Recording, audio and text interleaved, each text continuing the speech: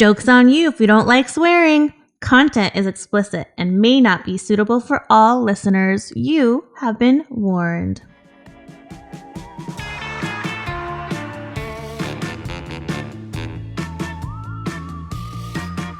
Oh shit, it's all coming back to me now. And you know why? Because I read that by accident. Oh no! Krista was trying to surprise me with her cute, catchy cuss disclaimer. Was not cute for April Fool's Day. God damn it.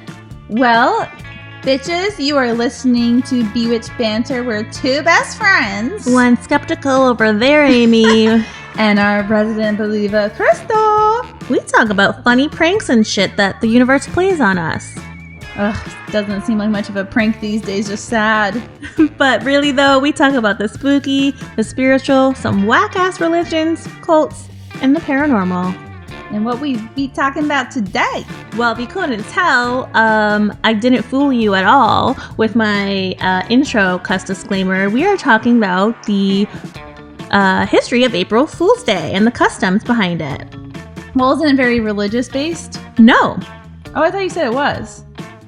There's some religious ties, but more about culture than necessarily like hardcore religion. Okay. So, have you ever pulled off an epic prank? You and Jake, the snake, let's say. I've been pranked bad before, but... That was my next question. Tell us about that. I feel like everyone knows this story from home, so I feel like... I don't. Okay. I don't think. You do, when I left the oven on for 9 days. Oh, yeah, that was a epic prank. Tell the Bewitches. It's kind of embarrassing to admit, but... Sorry for people who've heard this story a million times, but my worst prank is... I don't know why I'm screaming all of a sudden. My worst prank is... Okay. So my worst prank was... That happened to me. I feel like such an idiot telling this story now, but I left my oven on for 9 days. I went to Las Vegas to meet my parents, and this is when I was in my early 20s, so I'm not a total dumbass now. Just a disclaimer. No, she actually cooks very well and all the time for me, and just made me a bomb-ass espresso martini. I did. Oh my god, it was orange espresso martini. Fucking incredible. And so I was making tilapia and like the most bland food ever. I was like, how did I was the weirdest college student. I would go home and make tilapia and eat pickled beets. Is that not odd? Very.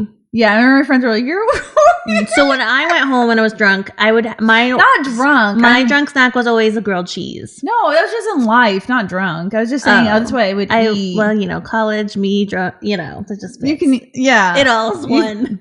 All right, so anyway, you're cooking gross ass tilapia, and I was going to Vegas the next day, and then I go to Vegas, and then I land back in Indiana, and my friend, this is after 9 days or so, she texts me, she goes, "I'm going to murder you, ... And I was like, why? And she's like, I walked into the kitchen, and it was really warm. And then she said that, she was like, the oven was on for 9 days, I'm going to murder you. I was like, oops.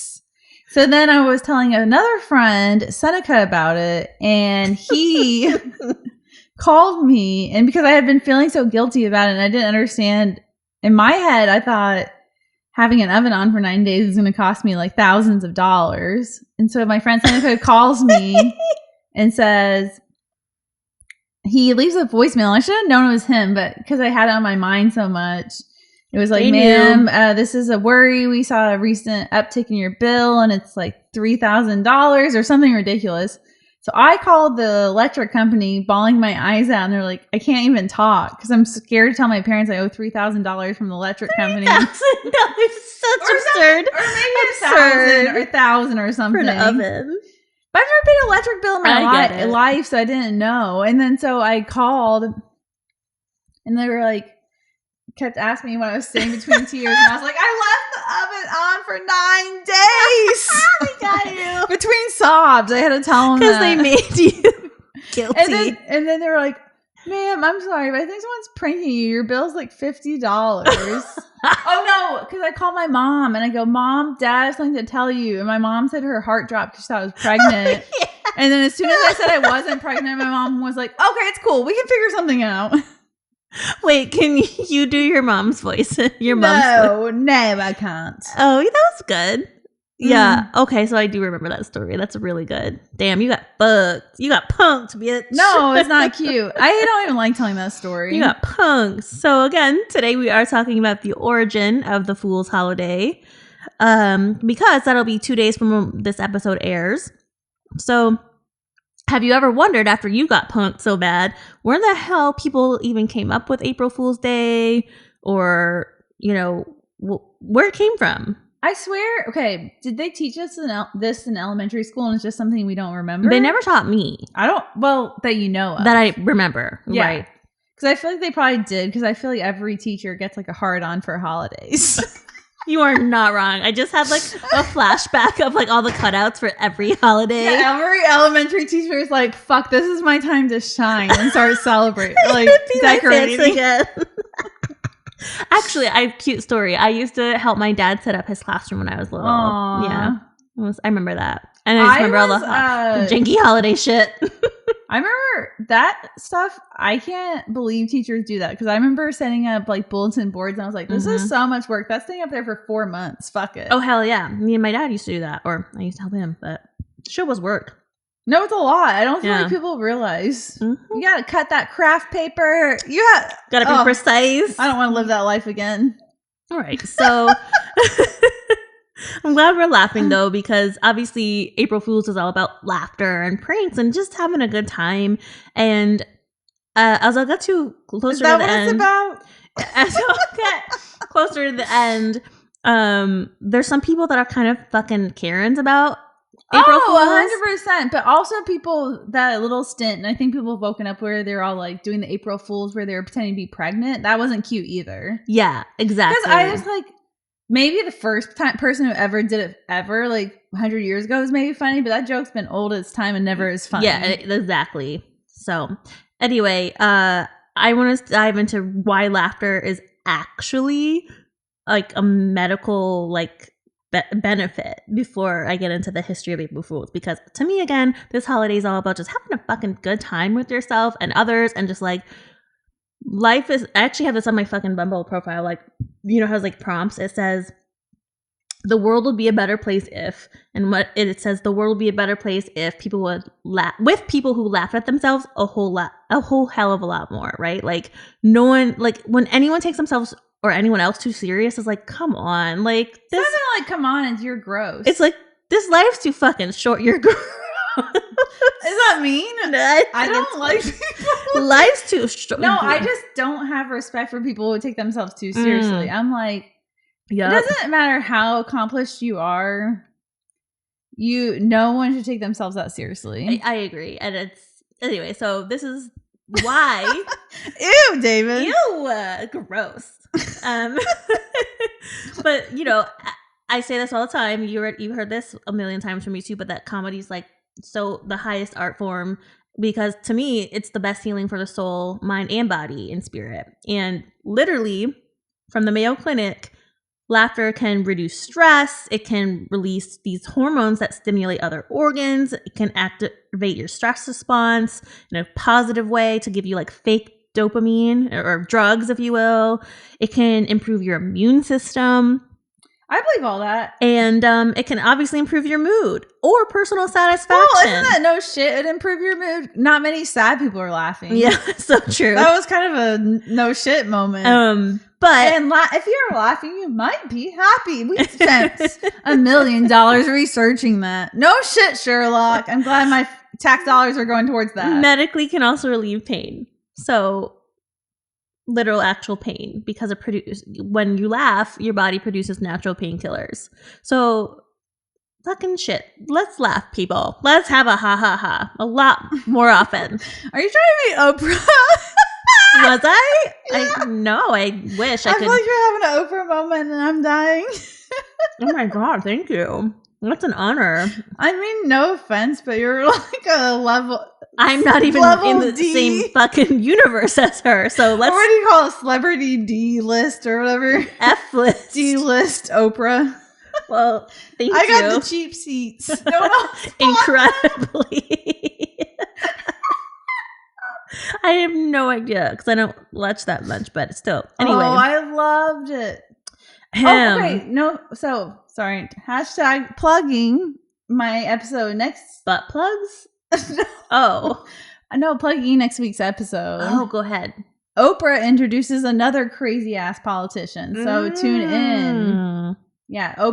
It's like weird to me how many, but it's like bound to happen because Oprah probably had intersected with every powerful person. Yes. And so, but it's like a lot of people she's introduced are like fucking crazy. Yeah, it's sad, isn't it? Dr. Oz, Dr. Phil. Oh, who do you hate more, Dr. Phil or Dr. Oz? Fuck, that's a really great one.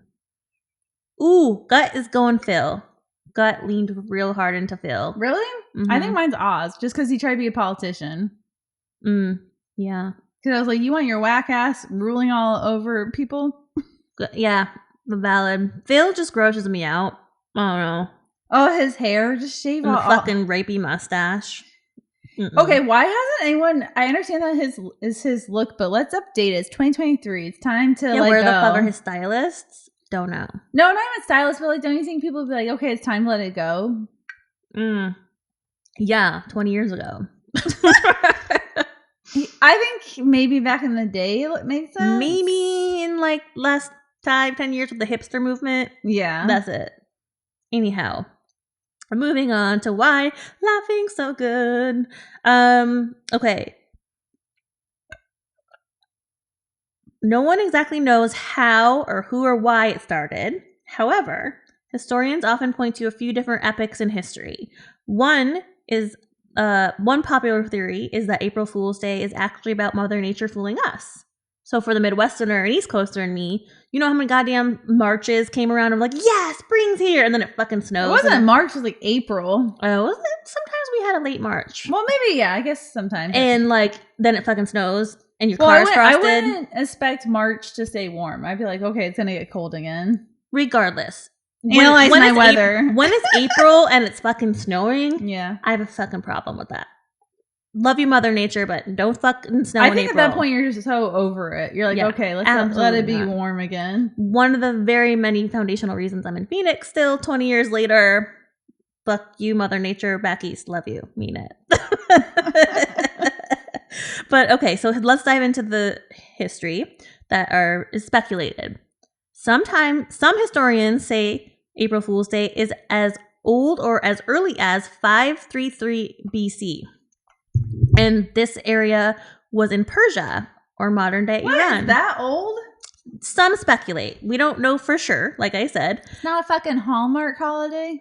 Well, it is now, but... Well, every holiday is a Hallmark if you say that. I don't know. But so modern day Iran residents celebrated Sizda Bedar. So again, apologize in pronunciation. And this was the Persian New Year, which always falls on April 1st. So is this a holiday people celebrate around the world? No, only right now in Iran. And here? Iran. No, like today. Yeah. Yes, in Iran, they still celebrate it today. Sorry, I'm just like, that's interesting. Don't you think so?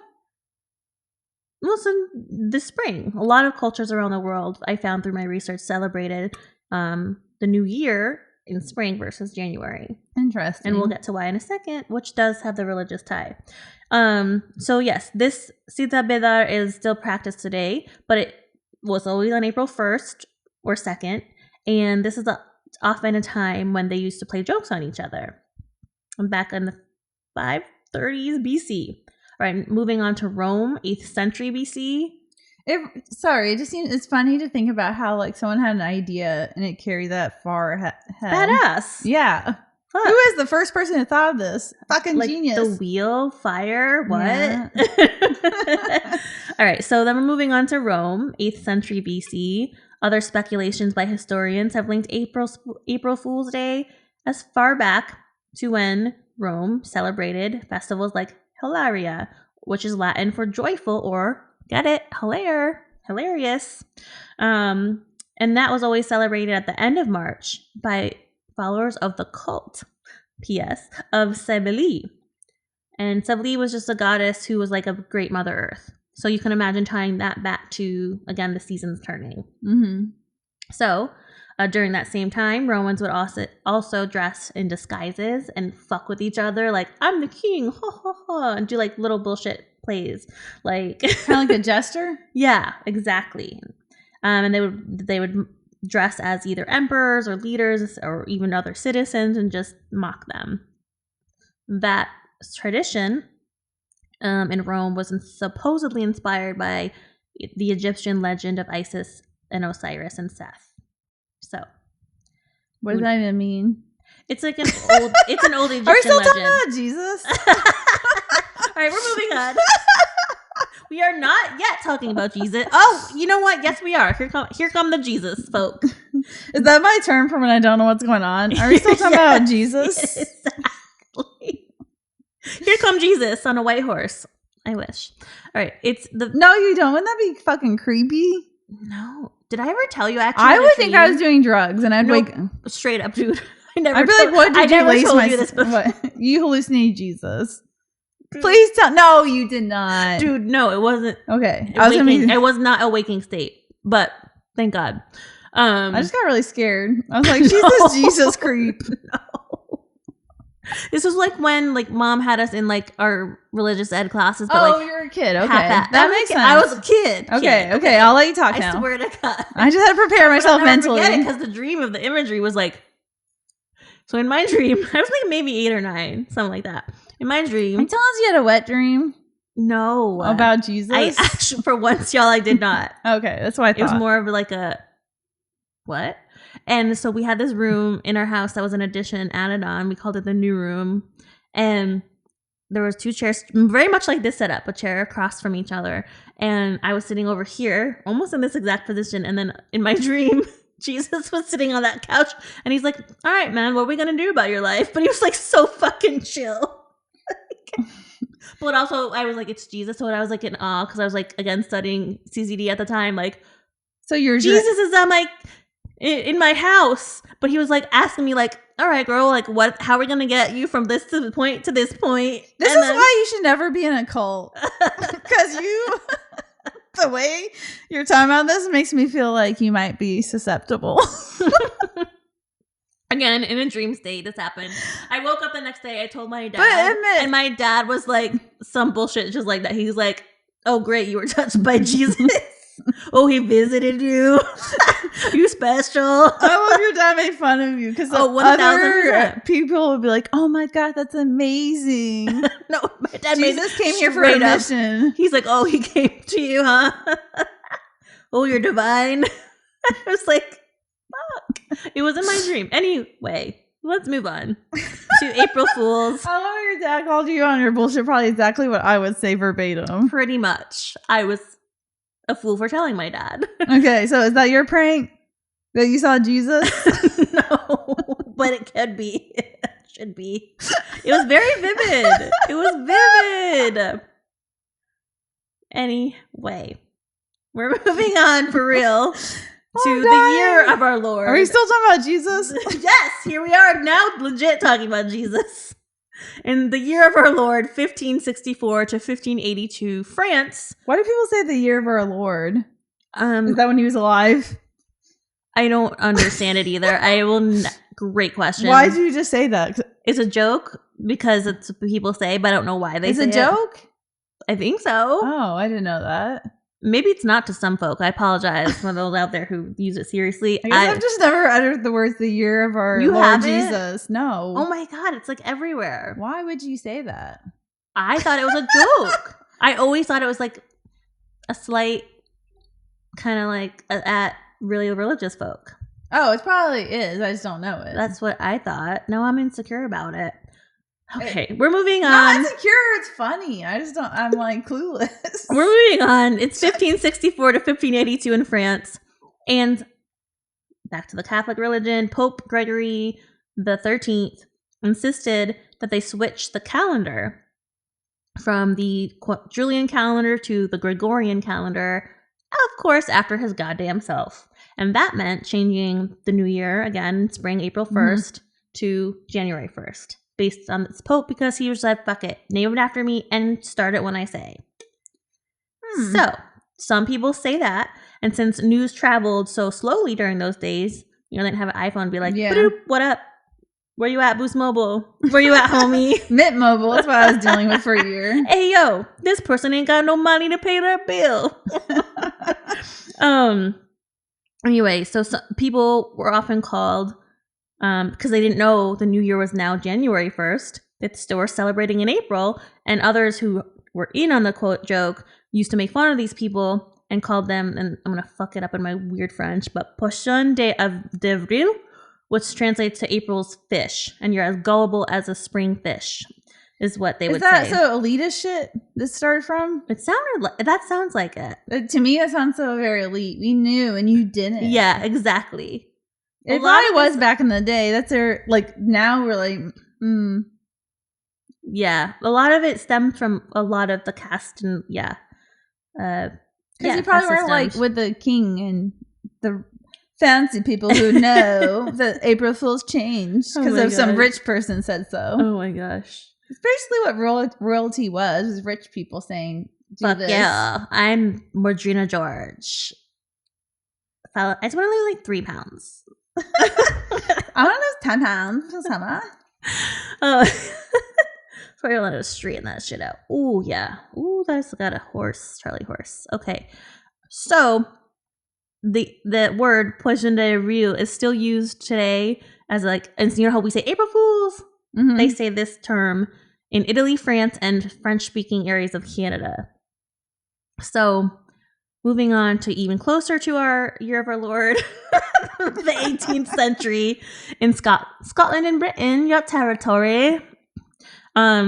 They used to do this event called hunting the guac, or guac, like their guacamole. It does sound like that. Guac. I'll be like, "You don't eat my guac, I'll stab you, little bitch."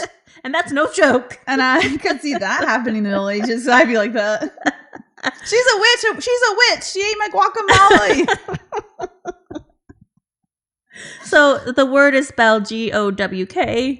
Probably fucked it up. But Gawk. Thank you. Not guac. Gawk sounds like clock. Well, not to be confused with the cuckoo board, which is the symbol for the fool. So in Scotland and Britain during this time, they would send people on phony ass errands and like play a game of telephone, like so and so made me retrieve this and this and this, and then they'd be like, at the person at the very end of the chain would be like, "Ha ha." That would be so fucking annoying. Yeah, it would. I'd be like, "Fuck you! You made me run 5 miles to find this out." As a joke. To be like, "Fuck you." Yeah. And they would also even this is as old as the 18th century. The kick me signs on Tally Day, which is the day following April Fool's Day. So. Can't imagine living that long ago. The smell, fucking disease. You wouldn't care about smell. That's like a privilege. That's a privilege. 20th century. Don't PC me on that bullshit. Fantasy. No, I'm not saying. No, I'm just saying though. I'm not PCing you at all. I'm saying it's just funny because like 20th century, we think about that stuff, but we wouldn't even have the privilege of thinking about smell. Yeah. So that's just all we would know is smelly shit. That's true. Ugh, wouldn't that suck? Yeah, real bad. And no spices. They had salt and pepper, if that. If they had salt. They had wine, though. Wine and mead. Salud. I just like wonder if you could like trust your neighbors. I feel like as a woman, you might be brainwashed. Cutting to today, we know media and brands are obviously in on the joke. We grew up in the era where we saw big brands use them on TV, like live TV. So everything from headlines or fake news, which is now a problem I'll get into in a hot second, or like fake bullshit like tech news. So like Google would fuck with the orientation of its page. Amazon reverted to its very first like 1990 web platform on April Fool's Day a while back. And then BBC announced in 1980 that Big Ben's clock would be going digital. And whoever touched it first, or the clock hands first, would win them. Like weird shit like that in the headlines. And then NPR did a whole shtick on like why people don't read anymore. It's jokes on you if you click it and you're actually reading it, and they like give you a prompt. So we can see obviously if media is fucking with you, where we get the Karens from, right? So like if you, now that we have adopted April Fool's Day into our like general culture. I was like, haha. If any big news drops on April 1st, that's literally like a threat. People are likely not to believe it. What? Yeah. Because it's like, oh, it's just a bullshit. I can see the harm of it. Right? So some people... I can see how intentions was good fun, but I can see... And I can see, like, why... Well, first of all, we have so much misinformation spreading around right now anyway. And then it would be, like, a great... Also, I don't think you should do it for your competitors, because then Fox News could be like, they said blah, blah, blah. Oh, my God, no shit. I mean, they're all just as bad, but... Yeah. So, obviously, in media, it's kind of stupid to do that, frankly. I mean, it makes sense why they did it, though. Yeah. Can't you see, like, you want to get in on it, and then later you're like, I can see how it'd be innocent. Oh, yeah, absolutely. Like, again, NPR and BBC did it, and those are two solid news sources. Yeah. But you would kind of... I would probably believe it because I don't remember my date ever. I don't remember. Do you remember his April Fools? Not usually. I don't really. That's why I feel like I'm like, oh my God. I don't care. But COVID, like, cut to fucking 3 years ago, which we were just discussing, how it seems like an eternity ago. Even though we're in the week of the quarantine. We marked at ground zero 3 years ago this week. It's fucking wild. March 15th. Anyway, so COVID, you can imagine, so Google was notorious for their annual infamous prank, and both in 2020 and 21, they canceled it because they knew how much fake news was being posted, but especially around the disinformation about the virus. So they were one of the smart companies who were like, nah, no jokes this year. And then Thailand actually during COVID, actually still in 2021, said that if anybody posted or shared fake news online, it could lead to a maximum of 5 years imprisonment. Wow. So good on you, Thailand, for stopping that fucking malinformation. Wow. But, there we go. Take it or leave it. Obviously, I am on the side of laughter and medicine because it's the best medicine of the soul. But you can see why like media and government should be wary of announcing anything important on April 1st.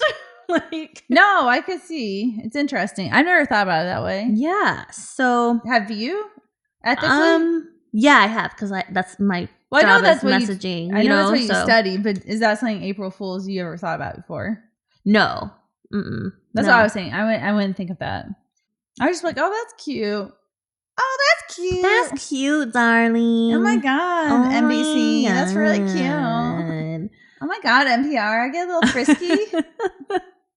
But either way, there's cultures around the world that still celebrate it, Eastern and Western hemispheres. And again, no one knows exactly where it started or how. So that's cool that we don't know. Yeah. So like you were asking today about, Holi is. And actually, it ties with this story. Yeah. Holi is the Indian New Year. And it's starts around this time, spring, new life and rejuvenation, and they often like fuck with each other around that time and just play little pranks. So I was just wondering, because my neighbor had a party 2 doors down the other day for it. So Holi was part of it. So you think that's what they were doing? It probably was. It was cute. They had all these like bright little lanterns. Yeah, I think it said the Festival of Lights as well, if I'm not mistaken. So that makes sense.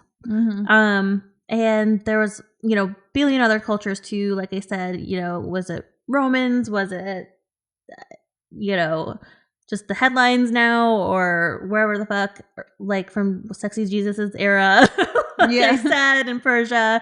We don't know. But again, take it or leave it. I'm on the side of laughter. And before I close off, though, I really wanted to take us through the Fool card in the tarot. Oh, goodness gracious. I'm shaking my boot. So I'm really excited, because I haven't talked about tarot since that episode, and I have been doing it pretty religiously every month for the last 2 years for myself. And I've been keeping a journal. It's really cool. I'm learning how to read myself and hopefully others in the near future. But anyhow, the Fool is one of the most important cards in the 72 tarot deck because it represents the number 0. And that means that he can be placed in, I don't know if you remember this, but like the cards are like basically a story, right? You're telling a story with pictures and they're numbered.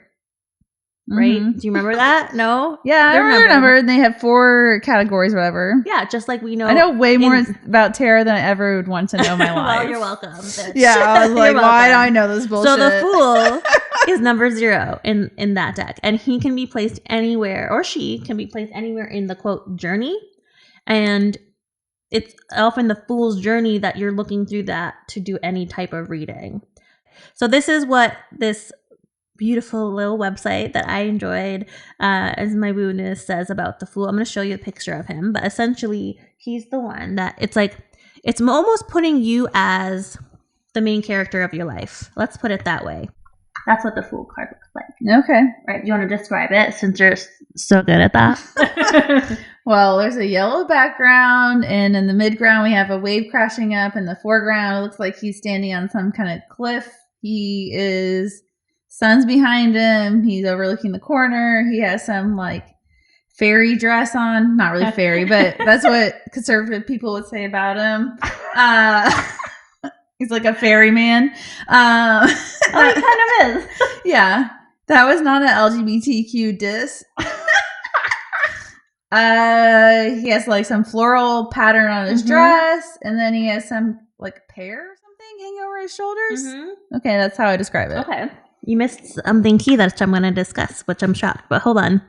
Very nicely described. So this is just not my words, but again, quote from a blog I was reading about the Fool card.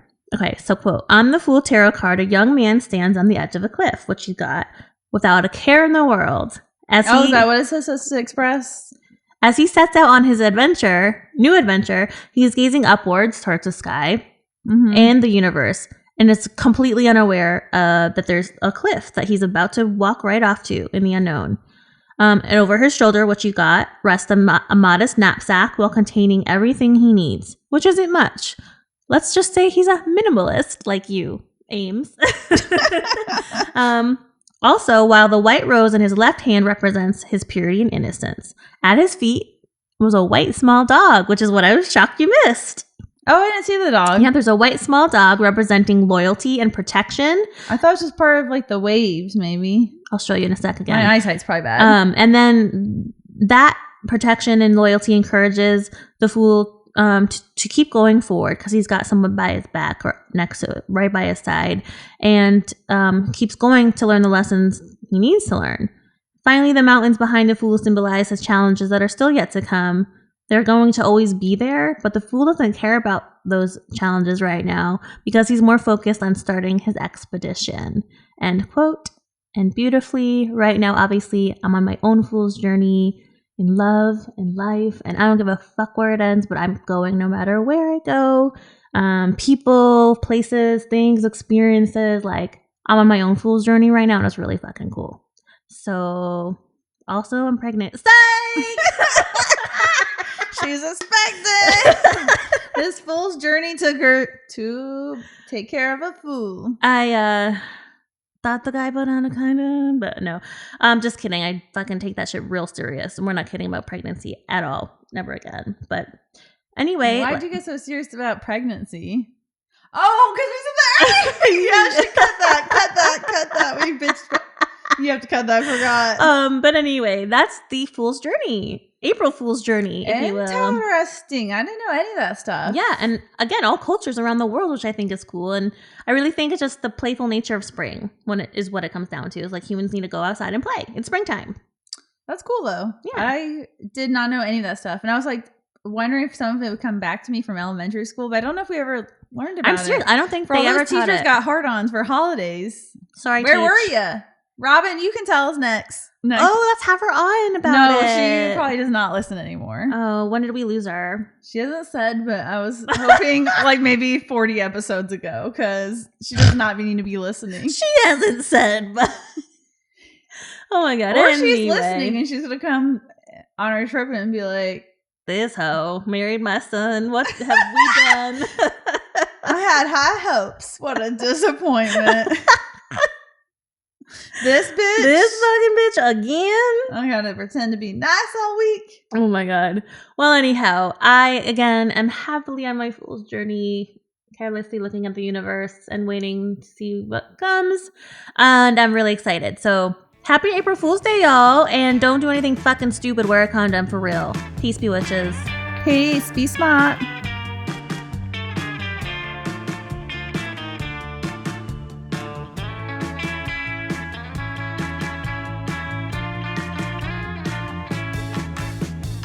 Thanks for listening. Check us out on Instagram or bewitchbanter.com. Suggestions for the show?